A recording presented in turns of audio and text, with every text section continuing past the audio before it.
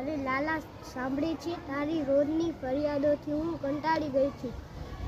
કૃષ્ણ: અરે મારી માડી, ફરીથી ફરિયાદ આવી? આ ગોપીઓ મને સુખેથી રહેવા જ નથી દેતી. માતા યશોદા: ઓહો, હેરાન તો તું ગોપીઓને કરે છે. કૃષ્ણ: અરે એવું તે હોય માં, અમે બંને ભાઈઓ તો રોજ સવારથી સાંજ ગાયો ચરાવવા જઈએ છીએ. બોલ, ગોપીઓને ક્યારે હેરાન કરીએ? યશોદા: આજે બધી ગોપીઓએ આવીને ફરિયાદ કરી કે કનૈયાએ કાંકરા મારીને એમની મટકીઓ ફોડી નાખી. એટલું જ નહીં, ઘરે સિક્કામાં રાખેલું દહીં અને માખણ પણ ખાઈ ગયું. કનૈયા: તું આવા તોફાન કરે છે કેમ દીકરા?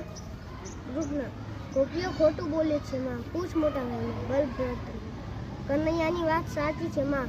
નંદ બાબાના ઘરે દહીં માખણ ક્યાં ખોટ છે કે અમારે બીજાના ઘરે ચોરી કરવી પડે? કૃષ્ણ: તું સાવ ભોળી છે માવડી, હું વળી માખણની ચોરી કરું? યશોદા ગુસ્સે થઈને: તો શું ગોપીઓ ખોટું બોલે છે? પેલી રમાના ઘરે સિક્કામાંથી માખણ ખાતા તને રેવાબાએ પણ જોયો હતો. બોલ, આ વાત સાચી કે ખોટી? કૃષ્ણ: અડધી સાચી ને અડધી ખોટી. સિક્કામાંથી માખણ મેં લીધું હતું, પણ એ તો રમા માસીના દીકરાને જ ખવડાવવા જતો હતો. એ બિચારો સિક્કા સુધી પહોંચી ન શકે એટલે અમે ભાઈબંધો એને મદદ કરતા હતા. તને ન મનાતું હોય તો પૂછ મોટા ભાઈને. બલભદ્ર: કાનુડાની વાત સાચી છે બા.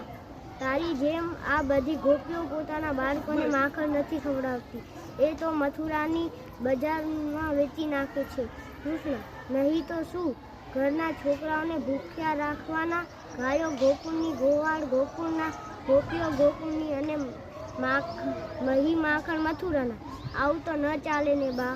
યશોદા: એમ વાત છે? આવવા દે એ બધી કાબરોને. મારા દીકરા પર ખોટું આળ લગાવે છે. હવે એમની વાત છે.